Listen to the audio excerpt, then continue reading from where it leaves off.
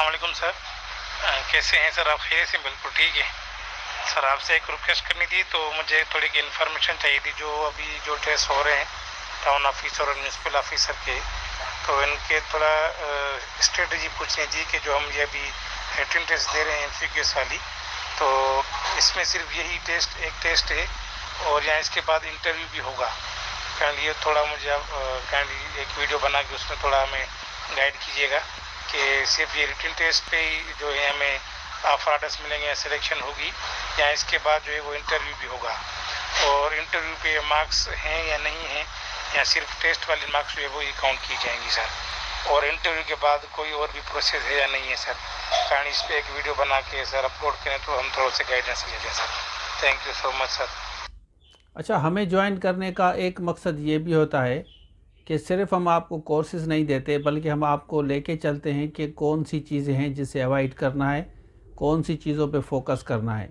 ये भी एक सहूलत है जो बच्चे हमारे पास रजिस्टर्ड होते हैं, क्योंकि ये ज़िम्मेदारी होती है कोर्स के अलावा, लेक्चर्स के अलावा, नोट्स के अलावा आप लोगों को ये गाइडलाइन भी देनी पड़ती है कि अब आपको करना क्या है, जैसे आपकी सीट सिक्योर हो जाए। तो टॉपिक पे चलते हैं।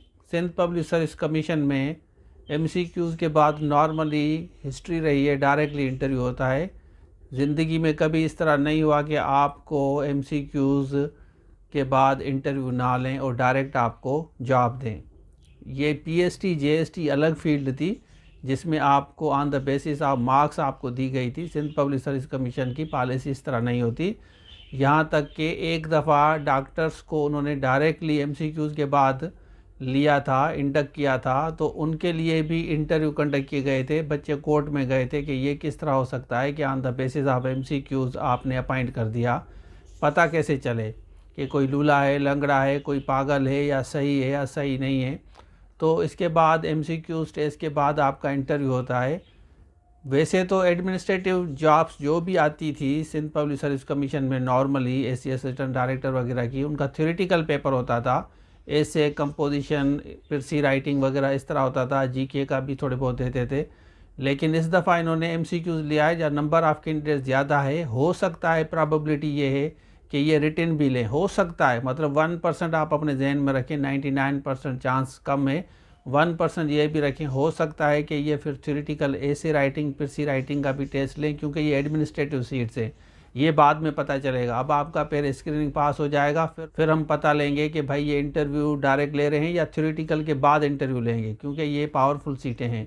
तो अब आप एसएसटी पे भी फोकस करें। मैं बताता चलूँ कि इसके बाद डायरेक्टली ये डेट आपको देंगे। एसएसटी का टाइम ज़ाया मत करें। और जो बच्चे रह गए हैं कोर्स लेने में, इस नंबर पर रब्ता करके कोर्स ले सकते हैं। सब्जेक्ट स्पेशलिस्ट वाले बच्चे भी जो रह गए हैं वो भी ले सकते हैं, क्योंकि हमारे पास सारी चीज़ें अवेलेबल है हमारी एंड्रॉयड एप्लीकेशन पे। तो इंटरव्यू होगा इंशाल्लाह, आप सबका होगा। विदाउट इंटरव्यू बिल्कुल इंडक्शन नहीं होगी। बस 1% ये भी जहन में रखें कि थ्योरेटिकल हो सकता है कि ऐसे या फिर सी लें, अदरवाइज़ डायरेक्टली आपका इंटरव्यू होगा। इंटरव्यू ज़रूर होगा और इंटरव्यू की मार्क्स होती हैं, इस तरह नहीं है कि नहीं होती। इंटरव्यू की मार्क्स होती हैं, उसके बाद रिटिन और इंटरव्यू दोनों कलेक्टिवली कंबाइन करके आपका रिज़ल्ट बनता है टोटल मेरिट।